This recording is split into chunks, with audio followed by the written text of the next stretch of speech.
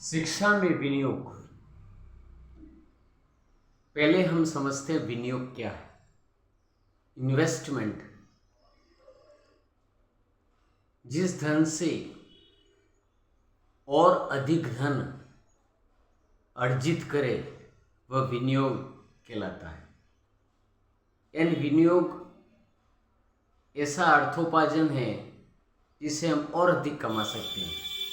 अब प्रश्न उठता है कि शिक्षा में विनियोग कैसे हो सकता है। शिक्षा में जो विनियोग है एक लंबी प्रक्रिया है। ये लंबे टाइम के लिए इन्वेस्टमेंट है। कोई बालक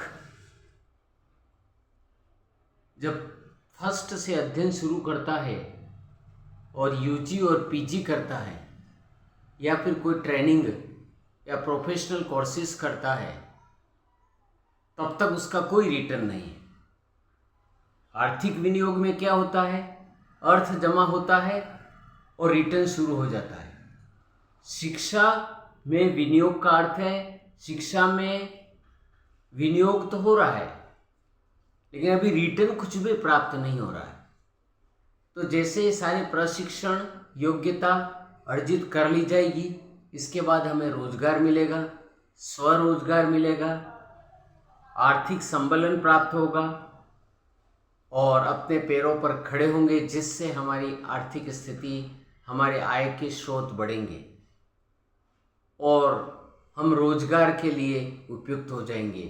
तो हमने क्या 20 वर्षों तक कठिन तपस्या की, अध्ययन किया, प्रशिक्षण लिया, अधिगम किया, समय व्यतीत किया, श्रम व्यतीत किया, आयु व्यतीत की, इसके पश्चात जो हमें प्राप्त हो रहा है वो किस रूप में हुआ?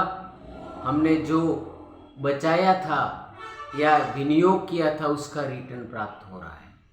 तो शिक्षा का विनियोग ऐसी सतत प्रक्रिया है जो लंबे समय तक चलती रहती है।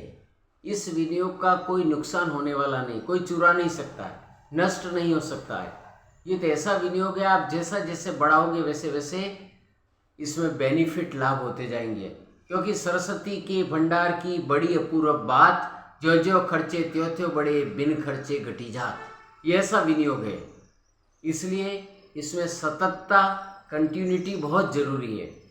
प्रायः गांवों में ये समस्या रहती है कि विनियोग का अर्थ नहीं समझते हैं, शिक्षा और अधिगम या अध्ययन बीच में ही छोड़ देते हैं और जिसके कारण वह विनियोग नहीं हो जाता है, ड्रॉप आउट हो जाता है, अपव्यय हो जाता है। शिक्षा का क्या होता है? वेस्टेज हो जाता है, क्योंकि न तो उसने पूरा अध्ययन किया, न प्रशिक्षण प्राप्त किया, न कौशल या कुशलता प्राप्त की, तो रोजगार के लिए वह योग्य नहीं हुआ।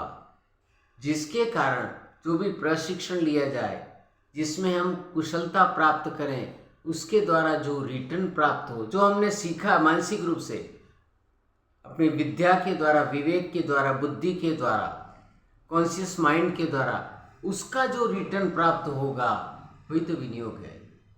इसलिए शिक्षा में जो विनियोग है वो लाभकारी है, उपयोगी है, जीवन पर्यंत चलने वाला है।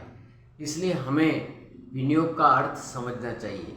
वर्तमान में न्यू एजुकेशन पॉलिसी में इस पर सबसे ज़्यादा दक्षता पर, कुशलता पर, स्किल पर फोकस किया गया है।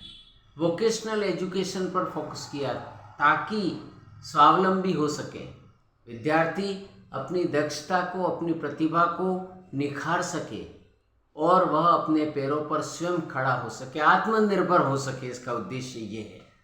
तो जब 6th क्लास से वोकेशनल शुरू हो जाएगा, व्यावसायिक शिक्षा, तो बालक में छिपी हुई जो कुशलता है उसका निखार आएगा। ये विनियोग है। किसमें? वोकेशनल में। और कोई स्किल है तो वो भी निखार होगा। अब जो 11 से विषय चयन का अवसर होगा वह मल्टी सब्जेक्ट होंगे।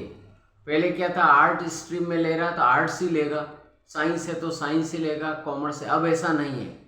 एक आर्ट्स का सब्जेक्ट भी हो सकता है, कि साइंस का भी हो सकता है, कॉमर्स का भी हो सकता है। बालक हिस्ट्री, फिजिक्स और अकाउंटेंसी तीनों पढ़ सकता है। ये न्यू एजुकेशन पॉलिसी की तो ऐसा इन्वेस्टमेंट है, बालक का होलिस्टिक डेवलपमेंट होगा।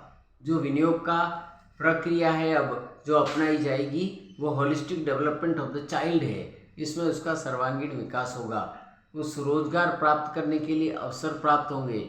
जब व्यक्ति और बालक रोजगार प्राप्त कर सकने के लिए समर्थ होगा तो उसमें डिप्रेशन, कुंठा या उत्पीड़न महसूस नहीं होगा। वह आगे बढ़ने के लिए प्रेरित होगा, अच्छा राष्ट्रभक्त बनेगा, अच्छा नागरिक बनेगा, अच्छा समाज सेवी बनेगा और अच्छे व्यक्ति, अच्छे नागरिक ही अच्छे राष्ट्र की पहचान है। जब इस प्रकार होगा तो 2047 का विकसित राष्ट्र का जो हमारा सपना है कि भारत एक विश्व गुरु बने, यह स्वप्न पूरा होगा। धन्यवाद।